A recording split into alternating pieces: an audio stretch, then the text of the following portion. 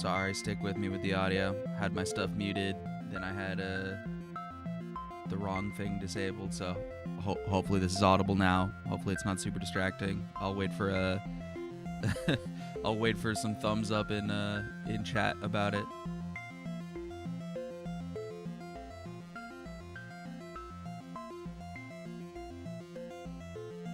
Yeez, oh no. Okay, I'll let it settle. See if chat's happy now. Chat, are you happy with audio? Did I screw everything up? Are your ears bleeding? I apologize. Good morning. Hopefully you are very awake now.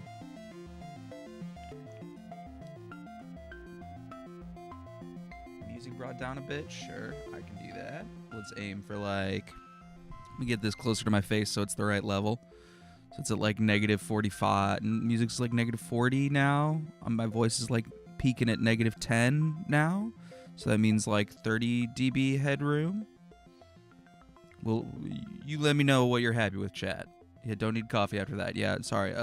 Apologies for the bleeding ears. Yeah, it sounds good. Okay, cool. I'm glad we got a crowd today. Yeah, I'm gonna stick around for at least 15 minutes. Maybe I'll bump that up to longer amount at some point, but it's that balance of like, I don't have a ton to say. I just, especially because I'm just getting started with planning on this, but then people take a while to roll in because I guess if they get notifications and stuff. So I'll be here for at least 15 minutes, and I'll do the same in the evening when I'm here at 8. Just that way some people have a chance to actually like see the notification and come join.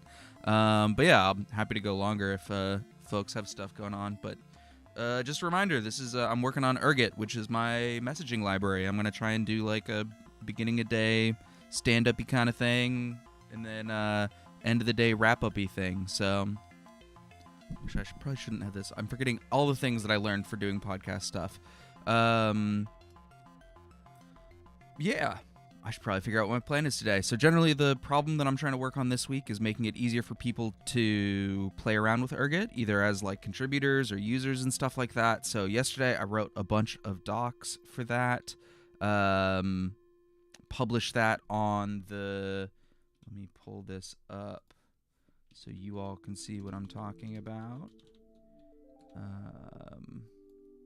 So if you go to docs.rs for Ergot, and one of the chapters I have here, if you go to the top level docs for Ergot, there's a bunch of stuff. One of the modules is just called book. And this is where I've started putting some like high level documentation. So there's kind of like, what is Ergot? Why might you want to use Ergot? Which I might want to get more into. What you can do, which is like simple examples. And then major concepts is what I wrote yesterday, which is a chunk of a book of just like the vocab that you might run into. Maybe we'll get to this today. I wrote a while ago, I drew this up. I drafted up kind of like a block diagram of what a lot of these actual things look like, and how like this is more about how packets flow through the system, which hits a lot of these points, but we can maybe chat about that. But these are the docs that I wrote yesterday. Reminder, I don't think I have a link to it. But on the Ergot repo, I enabled discussions because that got asked in chat yesterday. So there are discussions, one for that major concepts document, like that page on the docs. And then if y'all have any questions or like, hey, I'm going to do this. I know someone mentioned that they were building a standing desk, which is super dope. So I don't remember who that was, but if you are in chat today, say hey. Happy to answer any questions. Or if people are like, hey, I think Sminez, you were maybe someone who mentioned on Blue Sky, like, hey, I have a project, but I don't do a lot of embedded stuff, so I'm happy to answer any questions you have. Ergot's not really specifically just embedded. It just happens. It's kind of like everything with Postcard. It is built in a way that will always work with embedded. You don't have to use it on embedded. In fact, probably there's a ton more people that use Postcard off of embedded than on embedded. There's a lot of folks who just use it as like a general compact data format. It just happens to be fast because it has to be tiny enough to run on microcontrollers, so it runs on servers real good. But yeah, I think Ergot probably will be a lot of the same. You totally could use it for desktop-y server inter-process communication, inter-node communication. I'm really going for something vaguely Erlang-y, but with strong types, if that makes sense. That's probably one thing that I could write down is just all of the like, it's like X but Y kind of comparisons, because I definitely did not come up with Ergot in a vacuum. There's stuff like 0MQ and Erlang and AppleTalk that are all like fairly large influences on this, but I don't know if any of those metaphors. Oh, it is slightly small. Yeah, that's fair. What? Not everyone's watching on like 4K. Well, actually, I don't think I'm streaming at 4K. I think I'm streaming in 1080p. But yeah, good call. Thank you. So Alexandra asks, I'm a bit confused. Is Ergot basically a spiritual successor to Postcard RPC? It's like X but Y is good for understanding things. Yeah. Sort of, not exactly. So Postcard, okay, in the beginning there was Postcard, which is just a serialization format. I think I talk about this a bit in the top level docs. I think I maybe talk about this. Yeah. So I'll leave this on the screen so you can both read and listen to me, which is terrible. But yeah, Postcard is just a data format. And I started using it as like a command and control format. I see of this pattern everywhere. I did it too, of like you just have one enum of all of the messages that go to the microcontroller and one enum of all the messages that come back from the microcontroller. And then over USB or a serial port or something, like you just do request response type stuff. But I realized like this has some pitfalls. It's a lot of manual. It's a lot of copy pasting. It was really frustrating. I was using it in a lot of projects, but it was a lot of like just boilerplate that I didn't have a good way of abstracting. Postcard RPC is the first attempt at abstracting that. So it has like a really specific server client model where the microcontroller is usually the server and your desktop's usually the client. It lets you do like remote procedure calls, like request response things. You can use it for like starting a motor or starting data streaming. It also has topics, which are like pub sub-y. They're pub sub in that there's no actual like specific subscriptions. Like it's just broadcast and then you either are listening or not is the subscription. So there's no actual like, hey, I'm subscribing. Yes, you are subscribing. Yes, I am sending you messages, because usually this is over like a point-to-point link, like a serial port or a USB port. So it's just kind of doing that. So Postcard RPC introduces some like frame headers, some abstractions of how you like, okay, you tell me how to send packets and then I'll give you the rest kind of stuff. So it was the first attempt at that. It's just really locked into almost like a callback like dispatch loop. So you have like one task that's always running. When it gets a message, it immediately processes it and then goes back, which is nice because it's very easy to write on microcontrollers and stuff like that. But it's not really flexible once you go, well, I have my microcontroller connected over USB, and then it talks over I2C or UART to another microcontroller, and I want to be able to like make requests over that way, but also be a client or be a server over this way. And just the way that Postcard RPC is set up, because it is sort of like baked into that server request loop. And it's also set up in a way where servers can be very dumb and clients have to be a bit smarter, especially when it comes to like multiplexing messages and handling streams and stuff like that. So like I tried for a while to get Postcard RPC to figure out how I could do both client and servers and things like that. And the answer is I kind of painted myself into a corner with that. So Ergot was kind of a step back of, hey, what if we actually make real sockets? Like, or what other ways could we do this that would fit on a microcontroller? And Ergot came out of like, hey, you could have, like, I found some cool tricks using like intrusive. There's going to be an SDR episode on intrusive linked lists tomorrow. That's the last episode for the season, but it kind of explains the one cool trick that I figured out that made Ergot possible, which is using intrusively linked lists with things pinned on the stack. So that lets me put sockets inside of a task. So like in this example, when you have a task, you can, well, this doesn't, yeah, this one shows it. You can set up a socket inside of an async function or a task. You can pin it and then you can run it, which means that in embedded, you don't have to like use an allocator or have like, you know, a big heapless vec somewhere that has all of your sockets in it. You can just kind of declare them where you use them and then work from that. So that was like basically I figured out how to get sockets in Ergot. And that becomes really cool because then when you have these sockets, you can either be like a client or a server, and all of this still fits on embedded systems and things like that. So whether Ergot replaces Postcard RPC or whether they're just kind of like different riffs on the same same idea, I'm not sure. My hope is that Ergot could be like a one-to-one replacement, but it definitely does more than Postcard RPC does. It does networking and routing and stuff like that, where Postcard RPC is much more like a protocol rather than like a whole stack of that. So I don't know. I don't know. I haven't figured that out. We'll see what Ergot becomes. It's certainly less hacky in some ways. It's a little more unsafe in some other ways. Postcard RPC relies really heavily on declarative macros for like making that big server loop.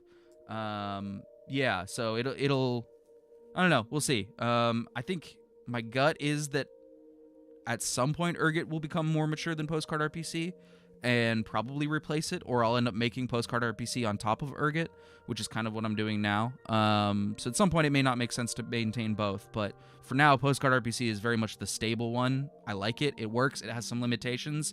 I'm kind of admitting that I probably can't fix those limitations. So the fixes may never come, but if for what it does today, it does it really well and it does it stably.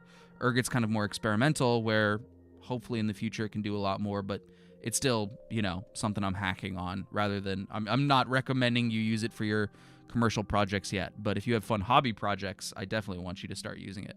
So I just talked for a really long time. Let's look at the chat. Boop, boop, boop. Bigger font, Ergot. Project. Okay, so Spin is saying, yeah, the project I'm wondering about is the editor I write, where currently it has a Plan 9 based interface for interacting with it. I'm toying with the idea of Ergot for a more out there approach. Yeah, Plan 9 is one of those things that like people keep telling me that I'm actually reinventing with this, but I've never messed with Plan 9. But in the same like, hey, everything's a message, like, you know, instead of sort of like something Linuxy where everything's a file, I've heard Plan 9 is more like what if everything's messaging. And this is kind of the same thing. Like Erlang is sort of like this, where everything's messaging. Plan 9 probably would not surprise me if it's like that. So what I'm kind of, the original inspiration was more Apple Talk, which is like an old networking and protocol stack that Macs used in the 90s before like TCP/IP was common, or it was really expensive to have Ethernet. So I've been stealing a lot of design choices, like addresses in Ergot are almost exactly Apple Talk addresses, but yeah. So yeah, definitely let me know. I'm not experienced with Plan 9, so if you hear me say something and you go, hey, check this out because it has the answers for some stuff you're not sure how to answer, yeah. Remrevo asks if I've read the Wayland protocol definition. The RRPC format is kind of interesting too. No, I haven't, so I'll check it out. Oh, hey, self-directed research. What's up, Amanda? So Ergot is basically solving the Postcard RPC microcontroller to microcontroller, where either can be server, client, or whatever, more generic. Yeah, exactly, Alexandra. It's all clients. So Postcard RPC has like a really asymmetrical. Clients are big, servers are small. Whereas, and I did that because I didn't know how to not do that when I was originally writing Postcard RPC. Ergot is like, we made the whole communications thing small, so you can be on demand a server or a client, and it's all small. Okay, looking forward to how that works under the hood. I actually had this problem with something you was hiking on with Postcard RPC, where I actually wanted the microcontroller to be the client. Yeah, exactly. Plan 9 is definitely worth a look for ideas. It's a lot of fun. At the same time, absolutely not worth trying as a desktop daily driver. Yeah, you know, hey, research projects, you know, like Ergot. I've kind of said this before. So Ergot kind of brings everything. It brings its own addressing and routing and protocols and everything like that. And it's mostly because I like building the world from scratch, and it's fun to see how much I can do with that in Rust, and then how nice of an API I can make on that. At some point, like, that may just be too much not invented here syndrome of like, hey, I've built literally everything from your application down to the wire.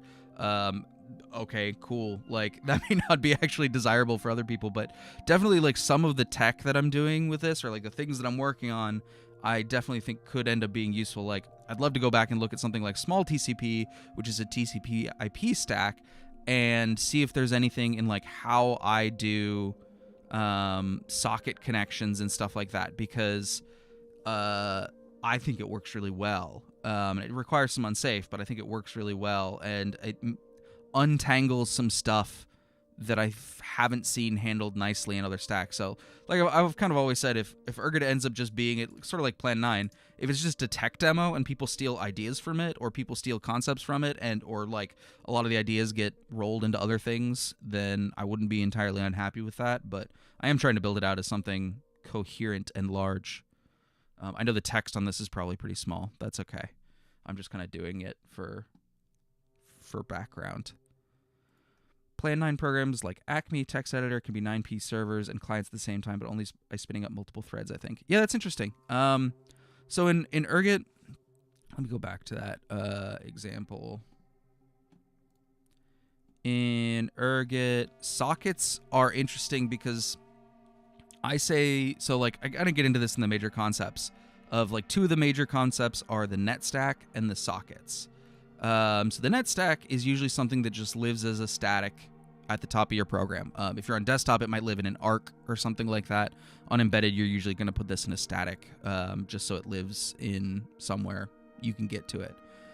Sockets are interesting because they only receive, really. And then when you want to send, you send things to the net stack and you receive from your socket. And this is because the sockets actually hold the storage for the messages. So when the net stack receives a message and says, oh, it goes in this socket, the storage lives in the socket and not the net stack. This way you can choose, like in all of your different tasks, how much storage you want to have. So on desktop, you might have like just a number, kind of like bounded queues. On embedded, you might have like a const generic parameter here that says like I can hold it up to 16 items. But we can kind of hide that because sockets can have helper methods like serve. So this is a request response type protocol, or request response type socket. So what you can do is say serve, which says wait until we receive one of the requests for this endpoint. Once we get it, the whole socket just handles all the deserialization for me, and it just calls my async closure. I process it, do whatever, and then my closure returns the reply type of this. So like we don't actually have to say the types here because we've already defined what the endpoint is, and that has the request and the response. So that's what this macro does, is it says the request is U32 and the response is U64. So we know that when we call this function, we have to return a U64. And we can just await until we get one of these and then send it back immediately. But this is kind of hiding the fact that we only receive from this socket. So when we actually return from this serve function, it just sends it back to the stack. Because there's no like, it's probably like one of those things that eventually I'm just going to stop saying because it's more of how things work under the hood and users don't need to know it. But like sort of semantically under the hood, that's how I have things working, that like when you have, can I make this a little bigger? Yeah. Basically everything goes into the net stack and it decides whether it goes back out in sockets or whether it goes out a remote interface or whatever. So basically you send to the net stack and sockets are there to be received from. Bunch of messages. Spinez, I'd like to show you the 9p client server crate I put together for my editor. Actually, it'd be fun to compare notes on the API design of how consumers of the crate end up writing their endpoints. Yeah, open up a discussion in the Ergot repo. Just open up a discussion and just say like Ergot versus Plan 9 or something. It'd be fun because like I know nothing about Plan 9, so it'd be cool to look at that because I'm entirely stealing good concepts from other projects. Wayland is basically based on passing messages to a specific object with ID, where the client allocates IDs for the object, so it doesn't have to wait on the server callback with the ID. Also, client-server messages are the same and usually don't wait on anything. They're explicitly just pub sub messages. Request response are done with creating a special object for that.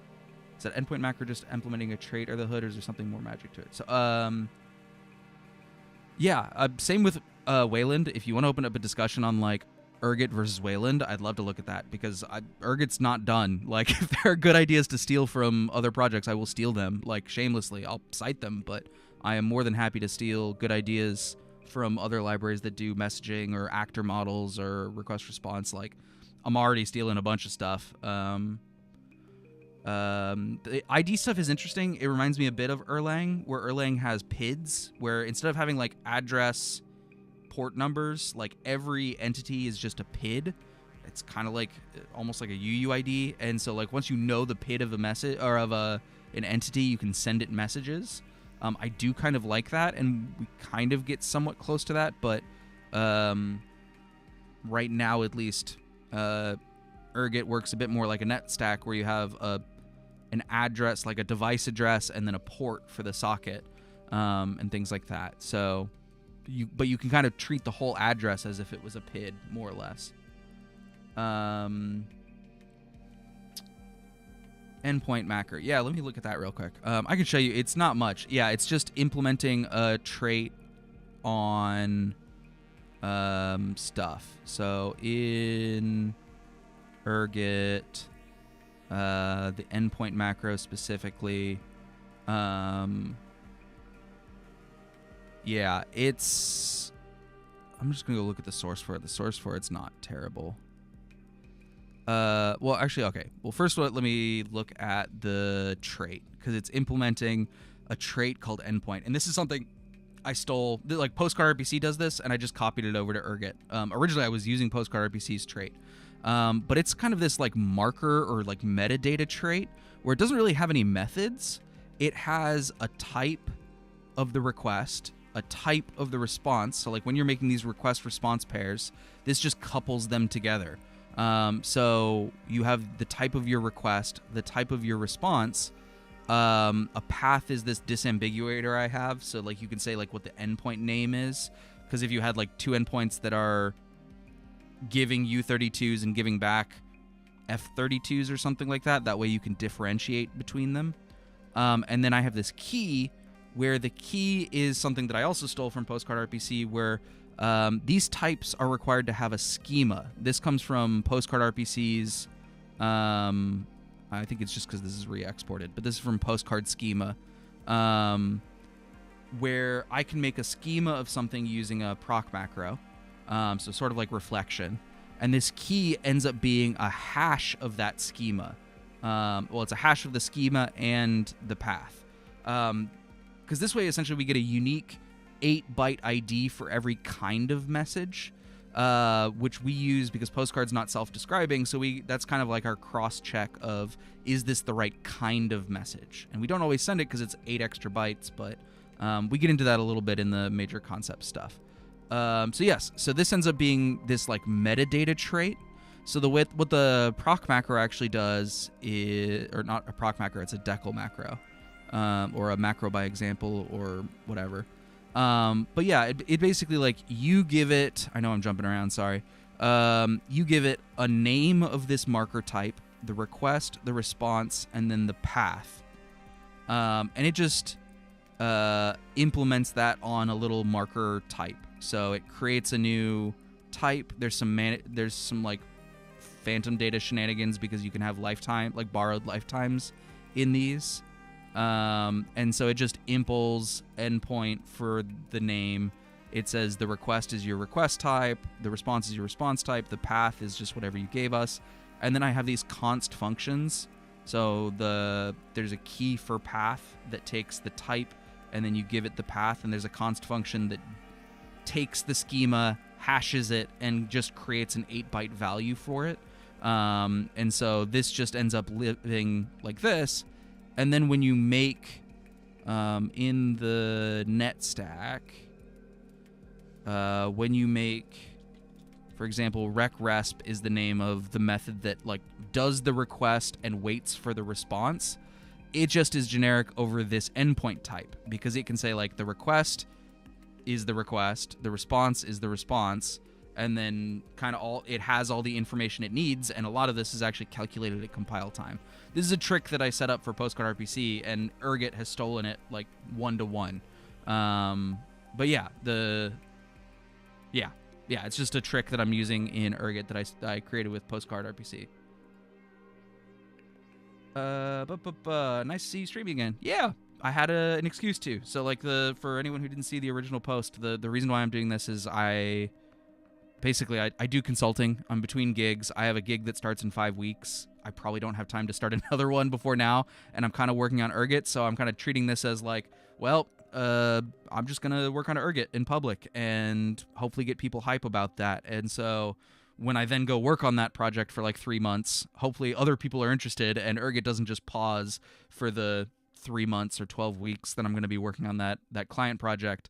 So when I come back, maybe there are other people working on it. So I'm going to try building this up a little bit over the next 5 weeks until like mid-September or so. I saw that you technically plan to support multiple platforms. Does this pose any specific project requirements limitations? Not specifically. It's pretty small. Some of my like minimal examples that don't speak externally, I've got them down to like 12 kilobytes of flash and like a kilobyte or 2 of RAM usage. I think my smallest ones that speak over some protocol like UARTs or USB, I think UARTs are the smallest, and I think those programs end up being about 20 kilobytes of flash. Let me pull up some examples. Hey, Nine Names. I'm doing things off screen because I don't trust history and everything like that. I need to set up like a different streaming profile that has no history. So there's a demos repo. So in the demos, I have ones that are running on the desktop for Stud, and then I have them running on a couple different platforms. Like RP2040 is a Thumb V6 with no atomics. The NRF52 is a Thumb V7? It's a Cortex M4 Plus. And then ESP32C6 is a RISC-V architecture. So theoretically, there's no like real platform limitations. I'm targeting like my lowest bar is like microcontrollers. So you don't need a heap, you don't need anything like that. There's definitely some features that like I'm building in a way where if you want to have like routing tables, you might need more RAM or some kind of heap for that. But for especially like edge devices, the hope is that you don't need anything. Like the whole goal is to get this in as small of a device as possible. Like my minimum device specs that I'm targeting is like the STM32G030, which is a Cortex M0 Plus with 8K of RAM and like 32K of flash. Because my hope is that you could have like, let's say, a Raspberry Pi RP2040 in the middle. You could be using a bunch of these G030s as port extenders or like extra I/O and things like that, and have them be the edge of the network. And then let me draw this out real quick, because I have MonoDraw open. So like a really like typical system that I want to be able to support is something like you have your PC here. You have something like an RP2040, RP2350. That's gonna bother me.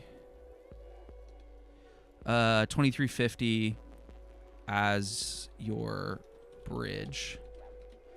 And then let's say you have some of these STM32G030. Let's say you have a bunch of these.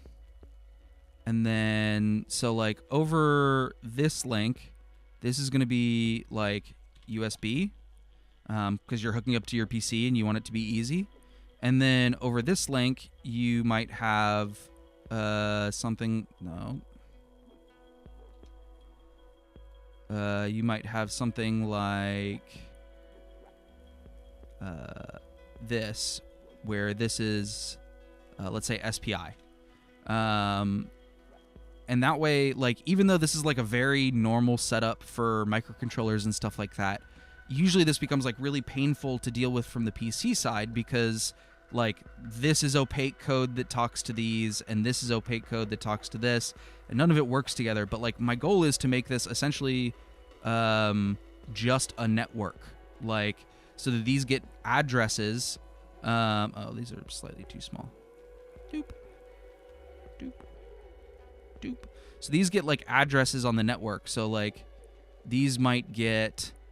Let me make these just bigger. Doop, doop, doop. So like this segment, fill dash. This segment might be, let's call this like network segment 2. And this might be called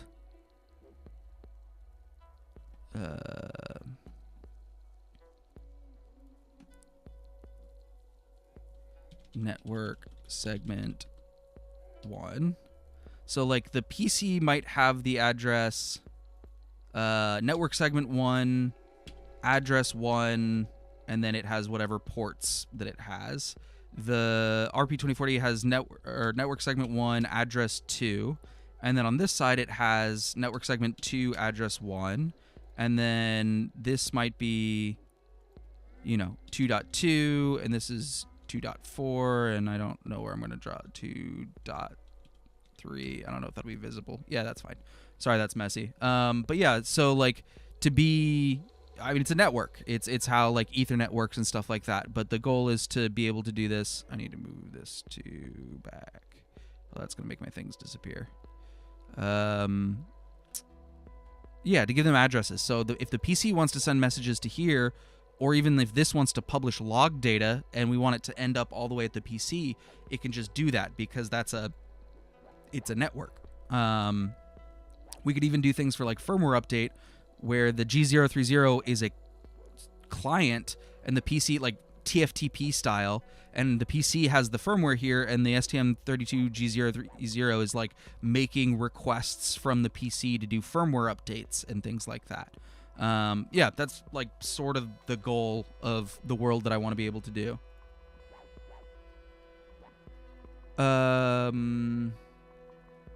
People waving, catching up in chat. Can't say right now, but say I wanted to look. Can't talk, but wanted to say I loved your podcast. Thank you. Yeah, SDR is really fun. Amanda was here earlier. Amanda also works on SDR. Yeah, it's a lot of fun to do. It's really just Amos and me being excited about things. If you haven't checked out SDR podcast, that's sdr-podcast.com/episodes. Yeah. Rem is asking, is there some... Oh, goodness, I clicked on something. Is there some mechanism for back pressure? If yes, it might be useful to just have a bounded buffer that has a specific message capacity and stops receiving messages when it's full. Back pressure is based on the sizes that you pick. So, like, everything in message delivery in Ergot is immediate. So, like, when a message comes in off the network, we receive it. It immediately gets given to the net stack to send. The net stack immediately goes, who is this for? Is this for me locally? Yes. Go look through my sockets. Oh, it's for this socket. I'm going to try and give this message to this socket. Oh, it said it's full. I can't accept that. I'm going to drop this message and send back a NAC. I'm not sure if NACs, if they're totally, there's room in the protocol for them. I don't know if I have it implemented right. So it should say, oh, I can't do that. So I'm going to immediately send a NAC out of my USB interface because I know that's where it came from, and then that goes back out and a NAC comes back. So the back pressure is not necessarily a protocol concern, but like it's a concern of the socket itself. One of the things I get into in the concepts also is that sockets, endpoints are just one kind of socket. My hope is that we can put we can make custom sockets for a lot of stuff. So you can define like what kind of back pressure or flow control or whatever you have. Right now, endpoints and topics are the two simplest socket kinds. They're like fire and forget. They have no smarts. There's no sessions. There's nothing like that. So like the only back pressure you're going to get is just NAC. I threw away your message. I don't have it anymore. Sorry. Like that's the most you're going to get out of endpoints. But we might end up having like more sessionful sockets, but those don't exist yet. That's just ideas. Does this mean messages are hierarchical, or is it a net host split? I don't entirely understand what you mean by that, Remrevo. Messages are just messages, so frames can go wherever you want them to. And then it's just up to whether that device has like a socket that is listening to that or not. Let me write this. No, that's not what I wanted. Just because that's hidden now.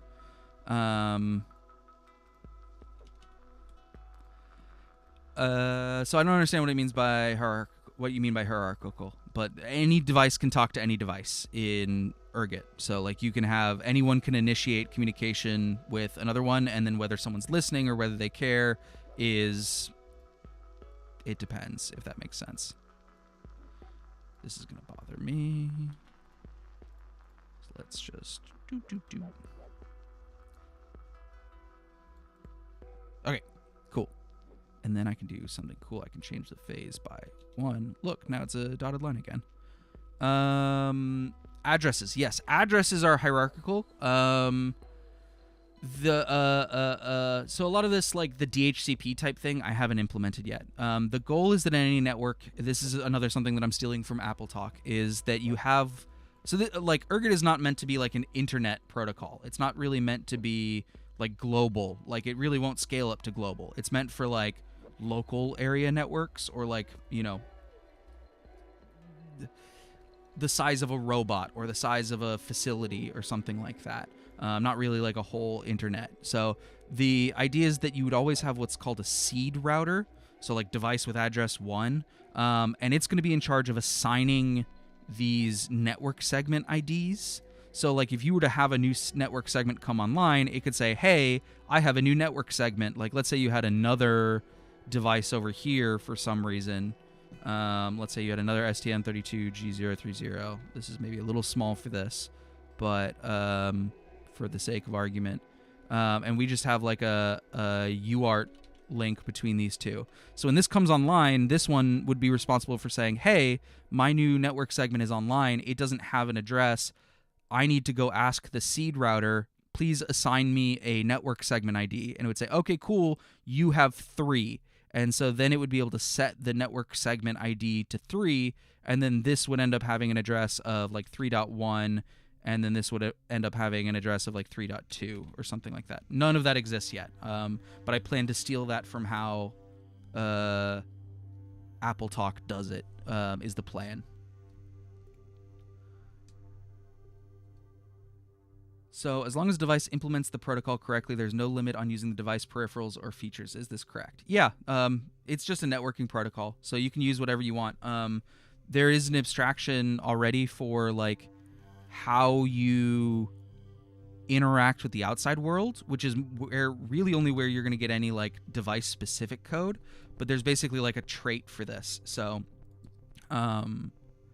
if you have like if you need to say like, okay, I'm implementing connections over this kind of serial port that's specific to my ESP32 or whatever, you could do that by implementing, a specific profile, like an ESP32 serial profile. And when I say profile, if you're not sure what those terms mean, this is what I wrote up yesterday. So definitely go check out the Ergot docs under book, under major concepts, because I explain like how addressing works, how frames work, and then how interfaces work and how profiles work, and like what they are and how to think about them. So definitely check. So I mean, an address is okay, so not a tree. So Remrevo, an interesting thing with Postcard RPC, one of the things I tried to do was to, and this is like what PostStation does, is it tries to think of things as like a truly like directed graph, like a DAG really, of devices, so that it really becomes hierarchical. The problem with that is like the more nested you are, you have to like wrap all of your messages in frames. So like if you think about how like a reverse proxy works, it has to like wrap messages and you unwrap them at each step. And routing actually isn't a thing. It's just unwrapping layer by layer and then rewrapping layer by layer. which sort of works, but it hits limitations, and it makes it really problematic if you ever try to go from like the same level to the same level. It doesn't really work. So actually, this is one of the things that I tried to make Postcard RPC. That's how I tried to like circle the square for Postcard RPC, but it had so many limitations I didn't think it was worth it. So Ergot has a much more like, addresses are like TCP/IP addresses. They are just something that is resolvable and routable, and within the entire network, all addresses should be the same, or it should be unique, excuse me, and things like that. So, I mean, addresses in Ergot are the same as addresses in AppleTalk, where you have a 16-bit network ID. That's that network segment. And then a node ID is an 8-bit number, like on a given network segment. What is your ID? So if you have like a bus of some kind, like the spy bus, these are all on the same network segment, but they have different device IDs. Versus when you have like a point-to-point link like this, there's only ever going to be 2 devices, so it's always going to be like .1 and .2 on the network segment. So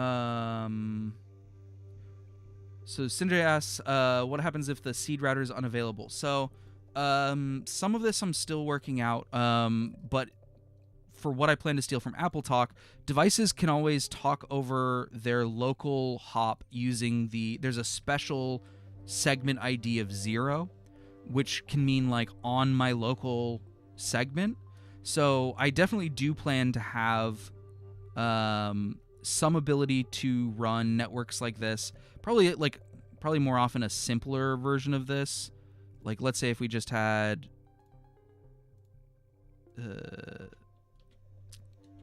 this is a much more common thing,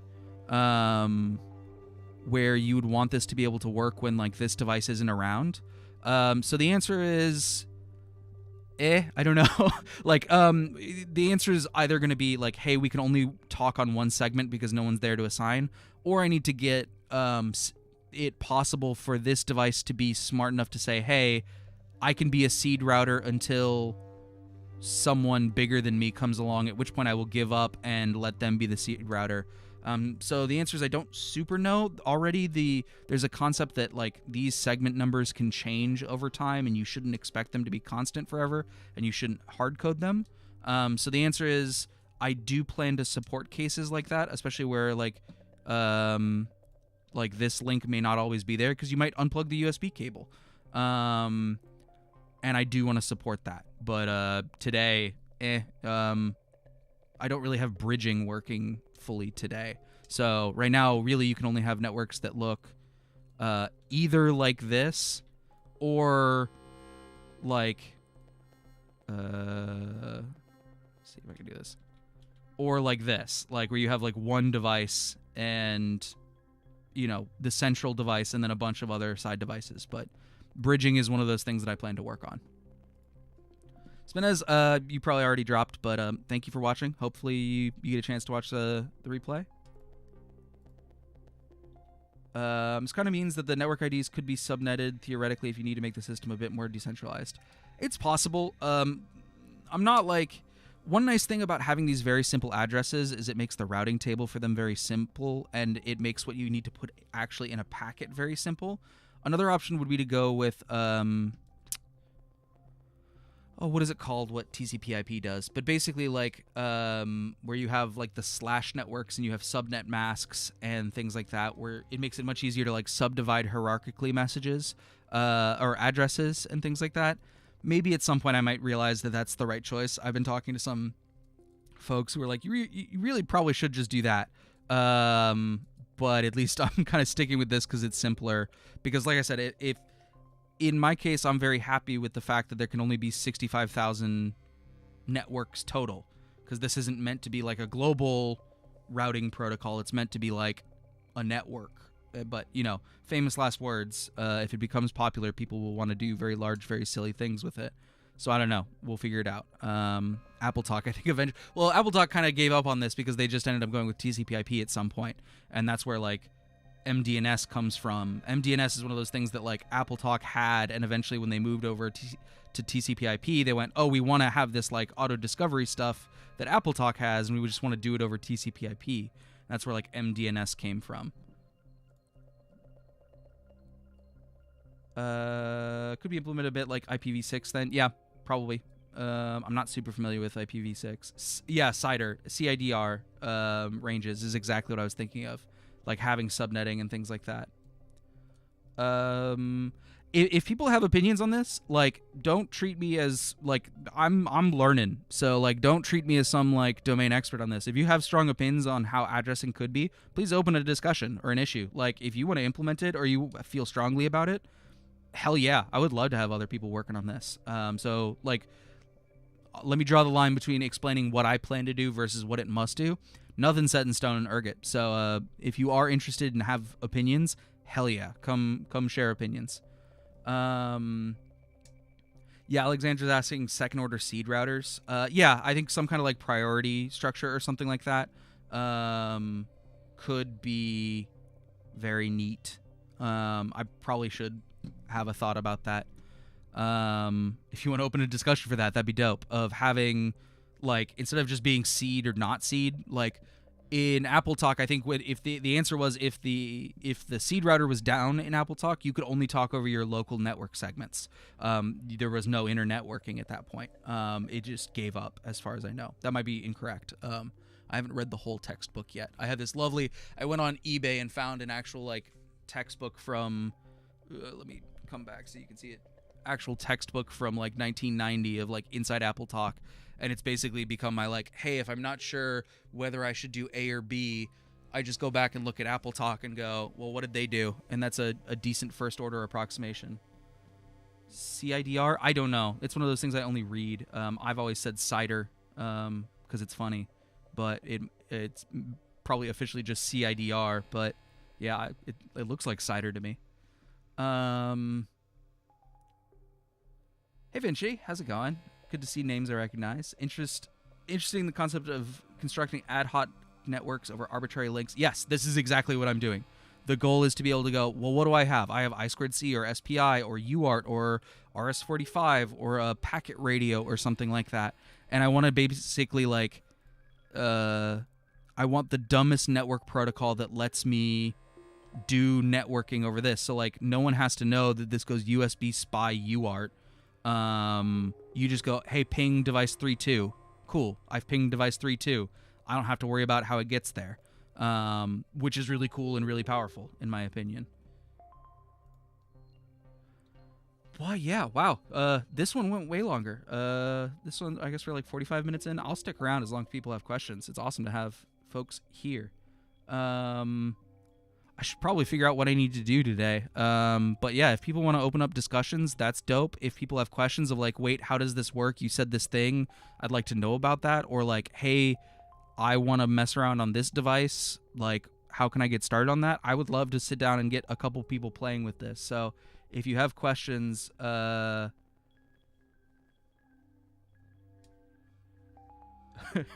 always said cidre like with a hard R. I can't. You have like the French spelling like CIDRE and then a hard R, which I feel like French is the opposite of hard R. But yeah, I don't know.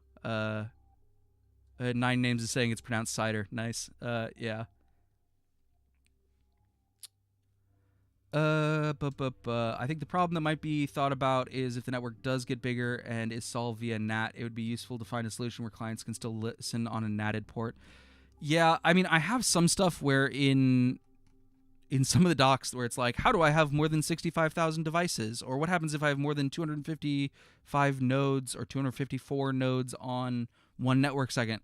I go, you should probably just have IPv4 then. Like, you should probably just use something that does IPv4 at that point because, like, yeah, I don't know. I don't take that as a forever answer. It's kind of a cop-out. I am limiting my diving down that rabbit hole and solving problems that I don't have yet by just saying it's not for that. So that's my go-to right now. But if there is something clever that doesn't make other, doesn't impact smaller devices or smaller networks and things like that, I'm open to it. But yeah, I don't know. Right now my bailout has just been don't or like treat them as two separate networks and have some kind of bridging. I don't know. We'll see when we get there. Yeah. like I said, I'm taking requests on things to write up. Maybe I'm gonna write up some of. I might actually write some of this up today, because this is one of those like sparking people's imagination of like what I want to be able to do. And so like some of that's in the code already. Like there's the docs that have like, what does this look like? And I probably want to have more of those, of just like, hey, what does it look like to send sockets? But it might be fun to draw some block diagrams and sketch these out and be like, if you're doing this kind of stuff, this is exactly what I want you to be able to do. Of like, hey, I want to run a couple sockets on my embedded device and hook up over PC, like just a single point-to-point link. Or like, hey, I have this, but I also have a UART or an SPI device over here because I have like this little low-power coprocessor or something. And also sometimes my USB might come and go. Or I have something more complex like this, where this is SPI or RS-485, or like a protocol radio like ESP Now or Nordic Shock Burst or whatever. But yeah. So Alexandra's saying, what if the prio of seed routers is just sorting by the IDs, like first prio seed router 1.1 and the second is 1.2? That's possible, but like seed routers is how you get your network segment ID. And so like if you have multiple, like one of the problems is that if this device has been acting as the seed router and then this one comes along, we need some way to tell everyone to be like, oh shit, this one's more important than me, and basically wipe everyone's network segments down here, or to do some kind of handoff where this one joins, realizes that it's joining late, and says, okay, who am I taking over from, and takes their state. I have no idea. I would love to have a discussion on this. I have not gotten there yet. I will probably have something much simpler and just do something where it just like throws away all the net IDs or something like that. You could have, there's no like MAC address here necessarily. You could do something like that, or like CAN bus does. Well, but that's more hard-coded. So please do open a discussion if you have thoughts and feelings about it. I don't know how I would do it. I haven't gotten there yet. There's other things I've been hacking on. But yeah, maybe I'm going to draw this up, especially like saying what is possible and what isn't possible yet. I think to be clear on that, because like I'm drawing these diagrams and this is the dream, but I don't have bridging working yet. So you can't super do that yet. But I don't think that's it's mostly just figuring out, like, I need to do some, I think there's an open issue for this. I need to do the protocol design for this being like, hey, my thing came up. I need to send, like, where's my seed router? Seed router, please assign this to me. And then things like Keep Alive, where you say, like, you know, okay, I've assigned, kind of like what DHCP does, like, hey, I've assigned this address to you. You need to check in every minute, otherwise I'm going to assume that you've gone away, and then I'm going to free up your network assignment. And then, yeah, things like that. Address translation. I don't totally understand. Rem, I would love if you open up a discussion, because I do not know. It sounds like you know much more about networking fundamentals than I do. I took my Cisco networking class, and this was like 15 years ago. So I remember some stuff, but it sounds like you are much more active in this. I would love to have a chat with you about that. But yeah, I'll probably aim to wrap up at like 1/2 past. Solid hour. That's awesome. If people have any questions, now's a good time to get questions in. If you're watching this later, hell yeah. Always feel free to open up discussions here. Hell yeah, Sminez has opened up Ergot versus 9P. I'll check that out after the stream. I'll try and go through these on, like, before I do a stream. I'm going to do another stream at the end of the day at, like, 8 o'clock Central Time. So that's, like, 9 hours from now. 8.5 hours from now. Yeah. So if you have questions, throw them here. I'll take a look at them. Otherwise, I guess today I'm going to draw a bunch of block diagrams and then maybe, like, color them in versus what is possible today and what's not possible today. And at some point, I don't know if I'm going to do a roadmap or something like that. I think one of the things that I want to be really clear about is, like, it's really useful to me when people are like, hey, if it could do this, then I could use it. Or like, hey, I don't understand how to use it. Can you write some examples for me? I'm happy to basically drop what I'm doing and turn that on. Because, like, the more when I have folks using stuff, that means it's not just me thinking about problems and finding problems. So, like, my roadmap is like doing what it's necessary to get people using it or contributing to it. So if you're like, hey, I have this project, I'd love to use it today, I need help writing an SPI implementation, let me know. I'll help you, because like I said, my goal is by the end of this 5 weeks is that there are other people working on this who are not me, while I go off and like do my contract gig for 12 weeks, and then I can, do reviews or do feedback and stuff like that. But development doesn't just pause for 12 weeks, because that'd be a bummer. Yeah. Okay, so hold on. Thing is, I don't mashing concepts together. Yeah, hell yeah, Rem. That's what I'm doing too. We love block diagrams. Do we have a matrix server? Yes, I have a matrix server. If you go to Ergot, actually, I probably don't have it. Do I have a link to here? I probably don't have it linked here. No, I don't. In the notes, I'll put this on the README, or if someone wants to PR this to the README. I've been putting all my notes for this stuff in Ergot Notes WIP. There is a link to the Matrix chat here. I've been using Namas because actually Ergot comes out of Namas. Namas is an operating system project I was working on. And basically it's a message passing operating system, sort of like Plan 9, but in different rusty ways.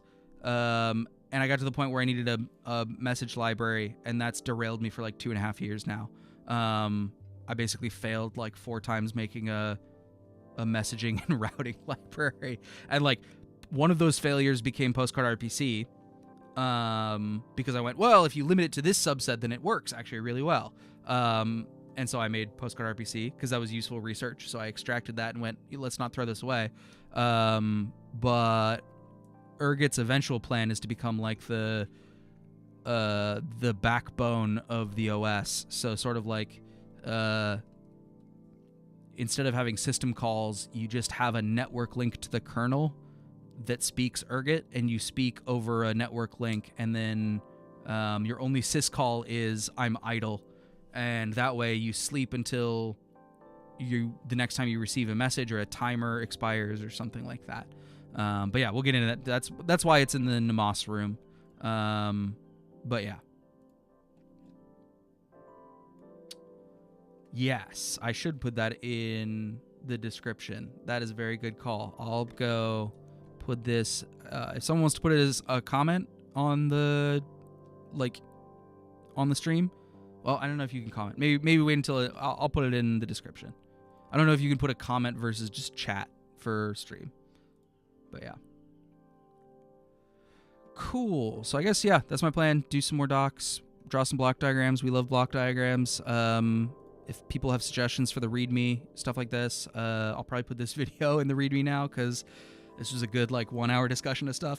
That's why I want to keep doing these. Yeah, let me know. If you go, hey, I have this hobby project, I could use it if it did this, or I just need help understanding how to do that. Please open discussions for that, because I will literally help you with your project. As long as it's in public and it's open source and stuff like that. And, no guarantees of how much I can help, but I can at least give it a try to get other people using this. So we've had some folks already doing that, like Firecracks in the chat. I've helped. Reading the barrelfish paper. I've never heard of that. Feel free to open a discussion or ping me in chat somewhere. Yeah, definitely it should be usable on some Picos. Yeah. Well, thanks everyone. I appreciate everyone coming in to hang out. I'll probably wrap up in 2 minutes. So thanks everyone for watching. Yeah, like I said, I'll do an end of the day wrap up. Like I said, at least 15 minutes at 8 p.m. Europe time. And then, yeah, I'll be back here tomorrow at 10:30 a.m. or so. I don't have a built-in project for the 2350 yet. If you want to port it from the 2040, that's an idea. The other thing that I have, the 2350 project, well, yeah, I mean, you should be able to port it pretty easy. If you have challenges with that, let me know. One of the things you can look at is PostStation is a tool that I have for Postcard RPC, and it has templates, and it's actually where I originally, so this is PostStation util, in templates, I have both a 2040 and a 2350. You could look at the differences in these two and then apply the same thing to the Ergot project. If you have trouble with that, hit me up in chat or open a discussion or something. I would love to have someone else write a template for or like a demo repo thing for the 2350 in Ergot. And we can just put that in the demos folder right next to here. I've been making one workspace for each project.